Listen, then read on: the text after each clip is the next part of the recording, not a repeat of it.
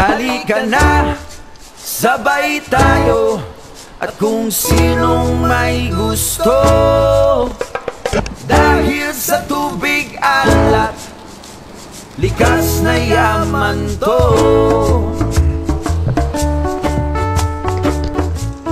Isang mapagpalang araw po mga Kaspiro. Ngayong araw ay samahan nyo kami ng aking buong pamilya sa aming pamamana kasama picnic, kung saan napakaraming blessing natin na natanggap galing sa Diyos. At maraming salamat sa patuloy na suporta at pagtangkilik. Sa walang sawang panonood, maraming salamat po.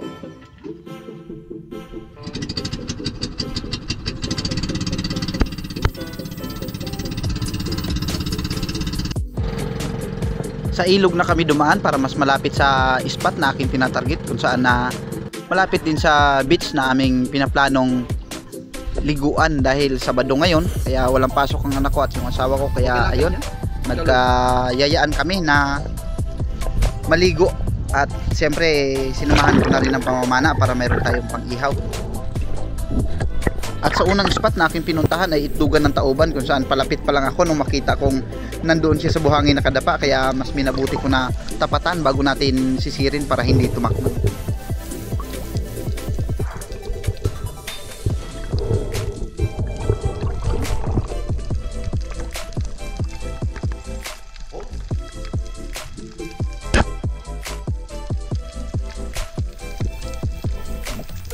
Ang ating naging unang isda, cuttlefish o tauban, kumbutan sa ibang tawag.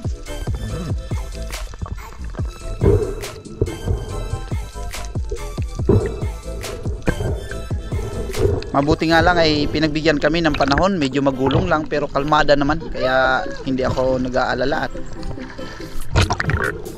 dati na rin namin itong ginagawa mga Kaspiro, yung magbanding kami sa laot ng buong pamilya, dahil may mga pagkakataon talaga na palagi tayong abala, kaya mas mabuting bigyan natin ng oras yung ating pamilya.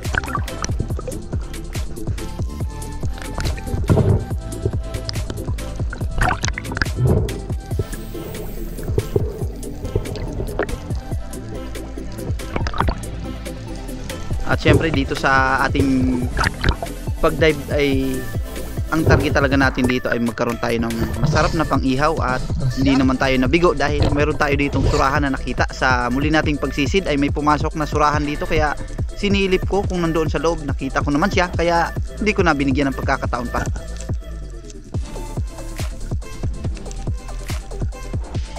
Medyo naging mahirap lang para sa akin dahil sa pag-atras ko ay hindi ko na siya halos makita, kaya pinatsambahan ko na lang ng pana at minasdan ko yung stainless ko kung gagalaw, at ganun nga ang nangyari.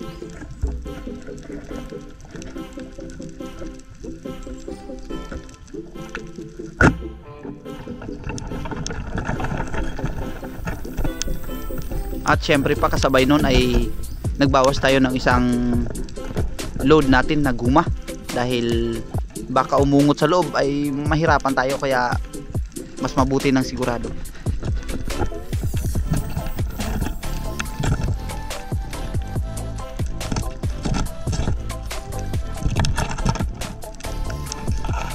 Nagulat na nga lang ako mga Kaspiro nung lumabas yung surahan na ito, hindi ko ini-expect na ganito kalaki, kaya talagang hindi na ito makakalampas pa sa amin.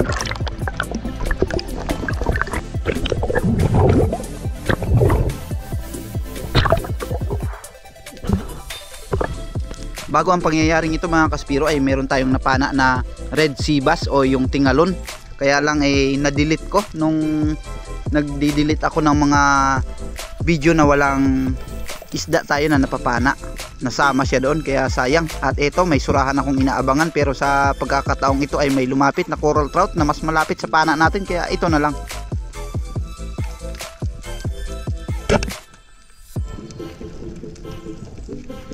Hindi rin kasi natin pwedeng pilitin na babain yung unicorn fish, dahil tatakbo rin talaga yan kapag nagulat yung coral trout na ito, kaya ito na lang yung pinana ko dahil good size na rin at mabibinta na natin to.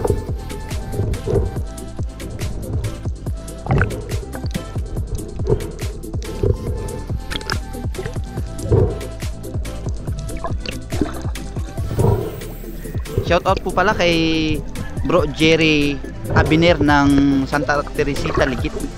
Yan, nagkasama kami isang busy sa spot pero hindi ako nakapag-upload gawa ng 6 na piraso lang isda ko at napakalabo talaga ng ating content doon, kaya mas minabuti ko nang i-delete na lang yun at maghanap ng magandang visibility kung saan may enjoy natin yung ating panunood. At eto, sumampa na ako dahil pupunta na kami ng isla para mag-ihaw. At ayun nga, yung red sea bass nating napana ay hindi natin na ingatan ng gusto ang video kaya na-delete ko, sayang talaga yon.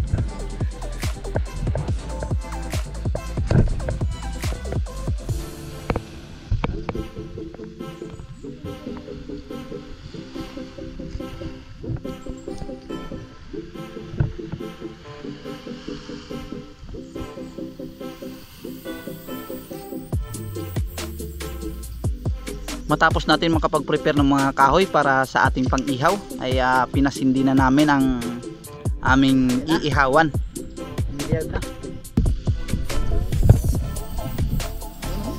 Wow! Inihaw! Nasurahan. Mamaya pa siya dyan kapag may baga na. At eto na. Pagdating pa lang namin ay agad-agad ang ligo ng aking bugoy dahil sobrang miss niya rin talaga ang dagat.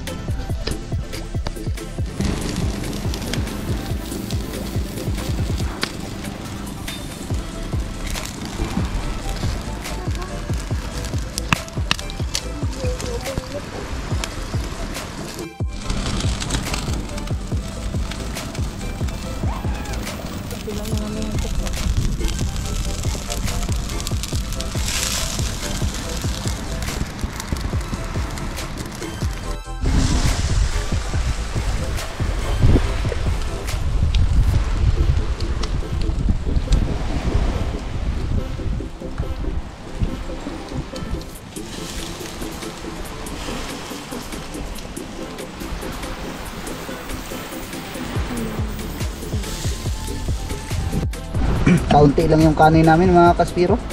Tapos na rin kasi kumain kanina sa laot. Ay mag-ihaw. At eto nga, nandito kami sa isla ng Kagsaling.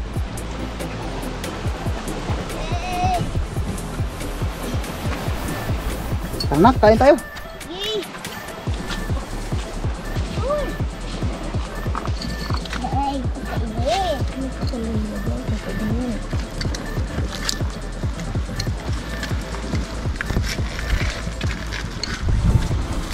Babatan mo ano.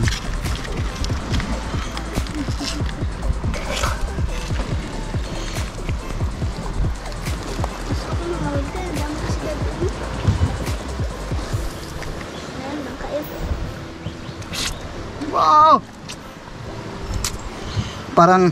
Parang balat na lechon mga kaspiro. Alright, that's it. Ito, unang subo ay para talaga ito sa aking mga solid supporters. Ayun. Ang sausawan ay suka at saka sibuyas lang.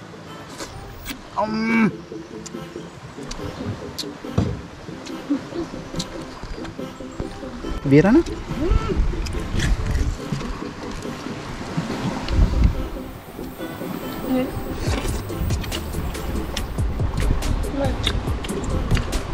Halo mo ng asin dyan sa ano? Tingin ako kayo parang sabi ko, ang dagat mo lang ito. Sa pagsisit ko, ang daming maliliit. Tataglusit.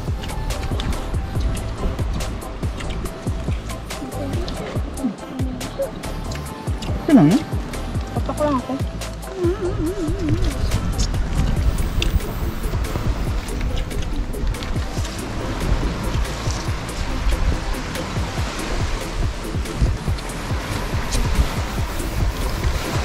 Ang taba.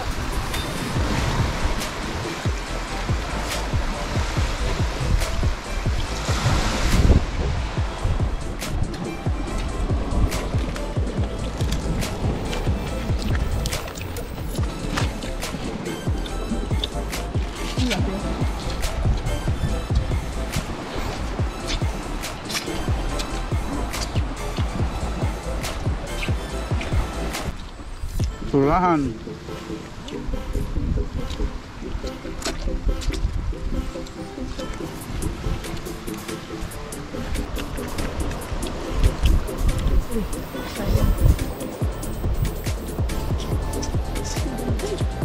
Hmm? Ng balat.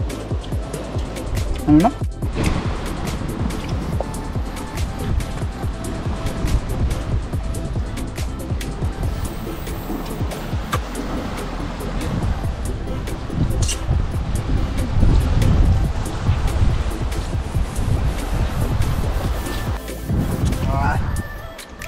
Hirap ubusin mga kaspiro, tatlo lang kami at medyo malaki-laki rin yung unicorn fish na ito.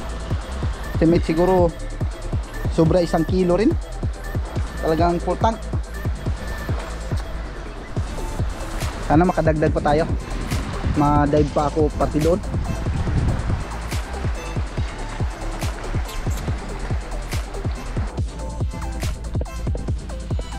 At nagpahinga-hinga muna saglit at nagpatunaw-tunaw habang pinagbibigyan ko muna yung anak ko na makaligo ng dagat.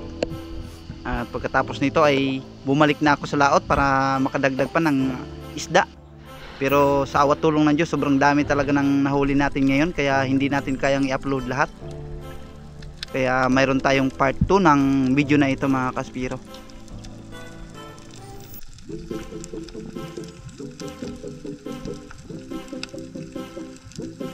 Isang harlequin sweet lips yung aking inabangan dito. Pinana ko na ito kanina pero hindi tinamaan. Mabuti na lang ay hindi pa rin pumasok. At sa pagkakataong ito ay talagang sisiguraduhin ko na. Dahil parang pakiwari ko yung takbo ng shop natin ay iba, kaya dikitan ko ng husto.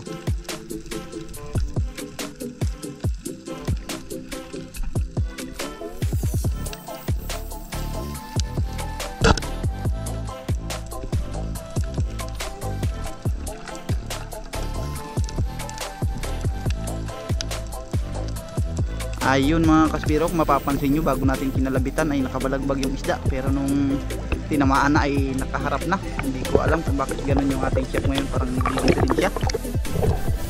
Siguro dahil pinaiksian ko yung ating Dyneema sa ruler, kaya lumakas siya, kaya siguro ganun yung takbo niya, parang may sulipad ng kaunti.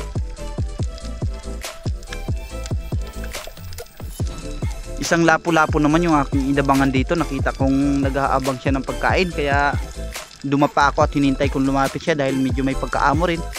Nakita niya na rin ako kanina pero parang binaliwala niya lang ako, at eto nga, pasugod na sa atin at hinihintay natin yung tamang distansya.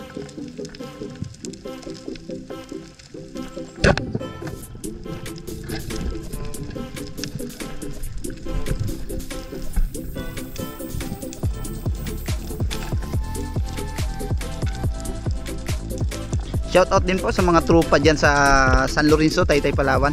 At ganun din sa Batas, yung ating solid supporters dyan na palaging dina-download yung ating mga video na ina-upload. Maraming salamat po. Ganun din sa mga taga Bakawan sa pangunguna ni Bro Michael Iliot. Maraming salamat.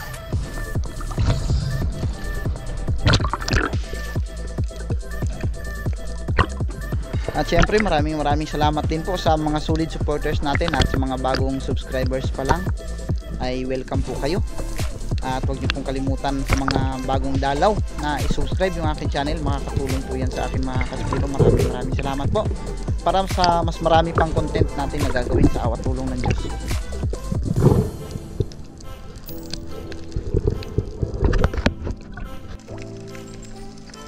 At dito nga ibinaba ko na yung palagi kong pinapanaan ng mga golden trevally. Ito ay kapirasong bato lang na nakahiwalay dito ito sa parte ng lutong, pero sa pagkakataong ito ay mayroon ditong 2 pirasong mangrove snappers at napakalaki ng isa, kaya lang ay medyo mailap.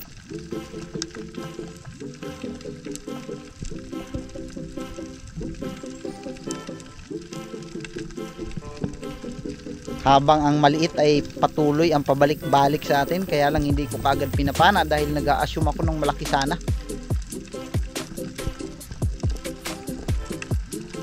Hanggang sa hindi ko na nakita yung malaki, siguro ay tuluyan ng lumayo. Kaya naman inabangan ko na itong maliit para ito na lang yung panain.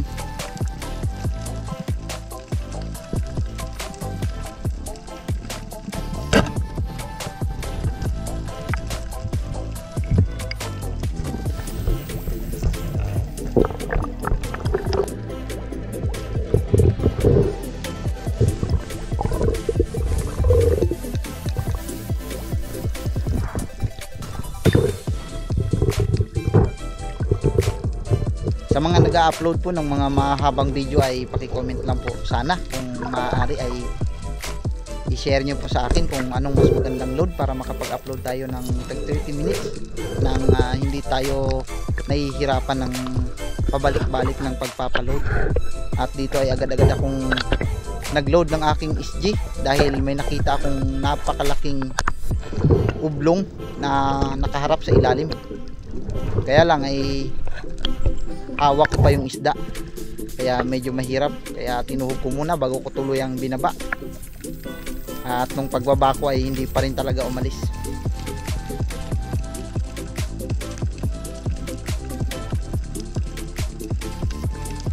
Kaya namang inasinta ko ng maayos ito mga kaspiro dahil oversize na ito.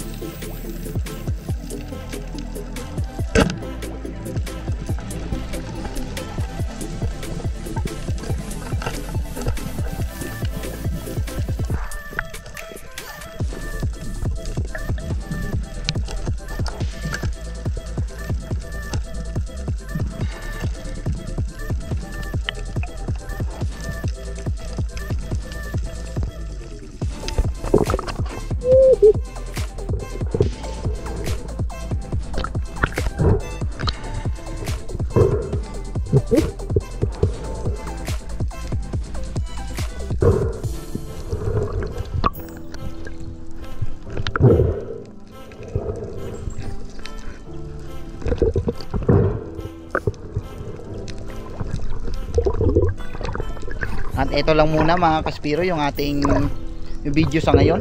Antabayanan nyo na lang po yung buong pangyayari dahil i-upload ko pa yung part 2. Maraming salamat po. At syempre sa mga nag-comment atin nung previous video natin ay nasa dulo po yung ating shoutout.